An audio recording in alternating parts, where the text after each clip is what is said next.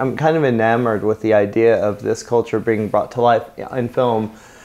Can you talk about the beginnings of it and where the story came from? This originally came from my student film at Cal Arts, and I always loved Mexican folklore, and Day of the Dead specifically is my favorite holiday. I got married on Day of the Dead, so it's a huge deal to me. And I started developing it, inspired by a million things. Years went by. I had a show in Nickelodeon with my wife called El Tigre. And first when I got out of school, I pitched it. Everybody said, you're just a kid out of school. You don't know what you're doing. Years later, Real Effects, the studio in Texas, picked it up. We started developing it, and they asked, who would be your dream producer? And I, like all young Mexican filmmakers, I yelled, "Get on, Toro!" at the top of my lungs. And sure enough, a few months later, we were in his in Bleak House pitching him the movie. We had maquettes, beautiful artwork, and the worst pitch you've ever seen in your life happened.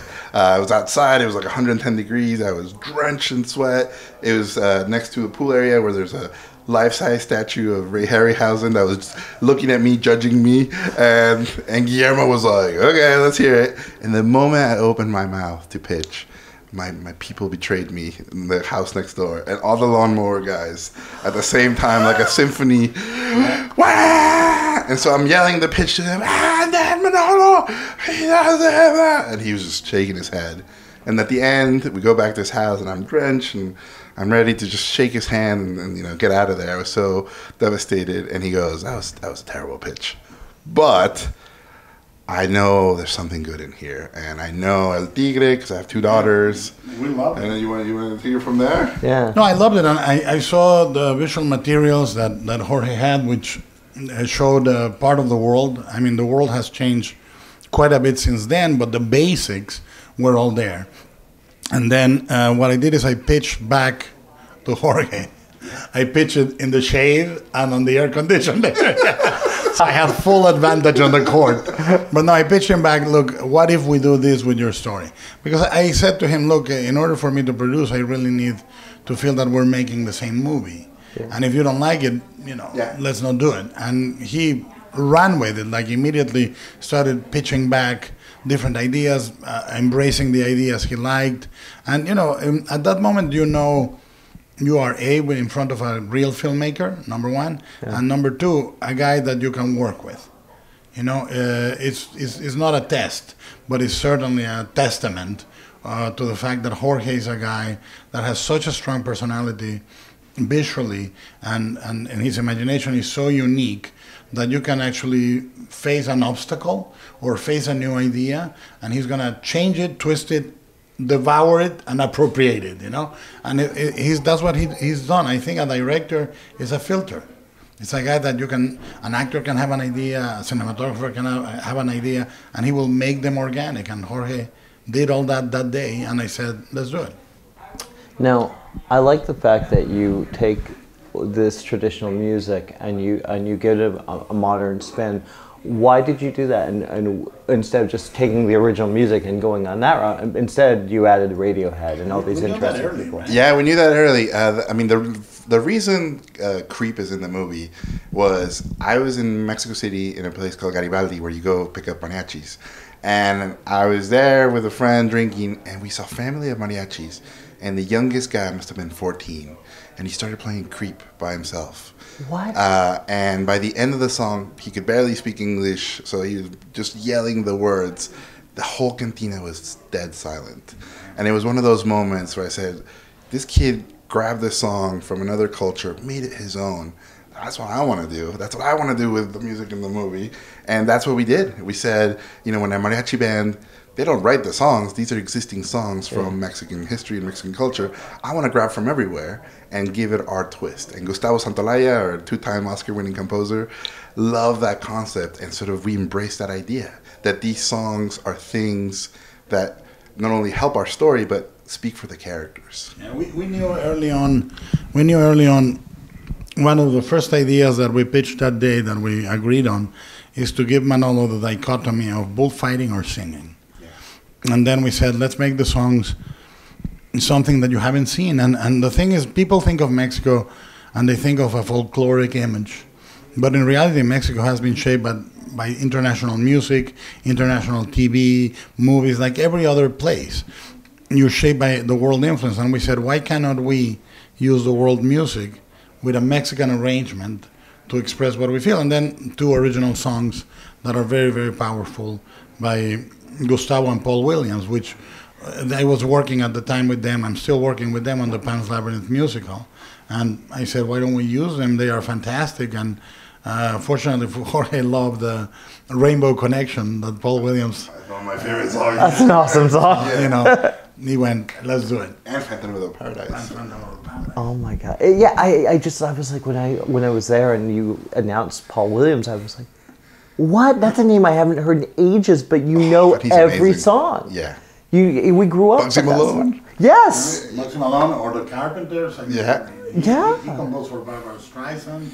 Yeah. And he's a guy that I admired all my life. You know, I looked for him. Edgar Wright, who's also a Phantom of the Paradise nut, he said, I have his number. I said, give it to me, man. I'm calling him. Nice. Now, the folklore here is beautiful. A Day of the Dead. That's something I've never seen a children's film. Mm-hmm. How do you balance it and make it for adults as well? Well, I think one of the natural things that happens with Day of the Dead is the iconography is super universal. You see a skull with a sombrero, you know it's Day of the Dead. Mm-hmm. And I think people love that aesthetic. I think The candy skull. Yeah, the candy skull. And I really believe it's now taking sort of lowbrow punk rock. Like, people have embraced it from all over the world. Yeah. The thing that I love about Day of the Dead is the aesthetic is the frosting.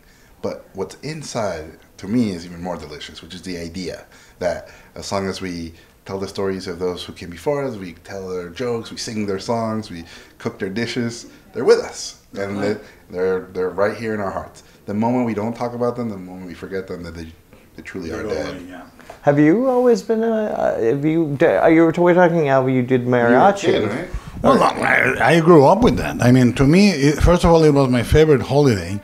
I literally, in Mexico, you celebrate it, it's called Todos Santos, which is All Saints Day, and it's the same time a celebration of Day of the Dead. And what you do is you go, there's a huge market, open air market when I was a kid, and everybody's selling skull skeletons. They're made of rubber, clay, plastic, sugar candy, all like. And for a guy like me who loves fantasy, I go, what other holiday do I go to a market that sells skeletons everywhere? To this day, one of my favorite things in life is a beautiful skeleton, a sculpture, a painting. I think they're haunting and gorgeous.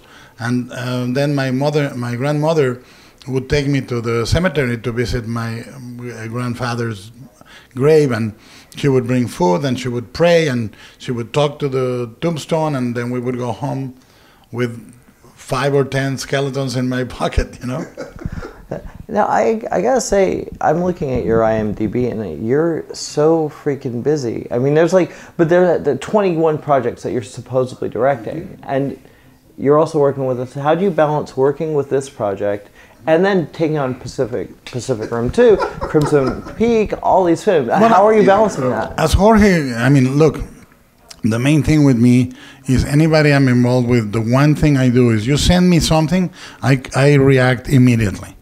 Like if I wait, if you send me a cut and I don't answer for 2 months, then I have that on my back. So what I do is anytime I'm needed, I say, okay, I'll be there. I'm there, I give all the ideas I have, and then I move on, literally. I go until they need me again, they'll use the bad signal, and I'll show up. And that's the idea for me. A project, look, we know in Hollywood, out of 20 projects, 15 don't happen. Yeah. First of all. Yeah. So they are just dormant. Studios are not paying attention. You go to an actor, it takes 3 months to get a no. It takes 6 months to get a yes. Yeah. So, when you have the IMDb as your only guideline, you would imagine I'm moving like an ant. But in reality, I'm busy all day. I work 16, 18, 20 hours a day. Yeah. Mm-hmm. But I'm compartmentalized. Jorge calls me if he needs me. If he doesn't need me, I'm not breathing over his shoulder. But he sends me models or a sequence. I tell him what I think of the camera move, what I think of the editing, what I think of the character modeling. And at the end of it all, I say, but it's your movie. You do whatever you want, you know. So I'm involved at the crucial points where they need me. But if it was a live action shoot, I would be there most every day in the morning, checking your storyboards, checking what you're gonna do with the camera, and then I would go away because the last thing you want is a producer looking over your shoulder when you don't want him. Well, first of all, I'm really excited about this. Now, how long has this taken you? How long is this project? Altogether, 15 years. It's taken me. God. 6 together, yeah. And then 6 together. Wow. And I don't know what I'm going to do after. I think I'm going to stare at the wall, and I don't want it to end. Do you? Yeah. I mean, the live action, is that where you want to ultimately go, or do you want to continue with animation? I have no idea. At this point, I'm like a horse, and I can't see the sides. I can only see the finish line. We could open a taco stand. Those gordos. We could, in Phoenix. I think it's brilliant. I think it's a good idea. We would go bankrupt. We'd say, no, right now. Yeah, we're busy. We're busy.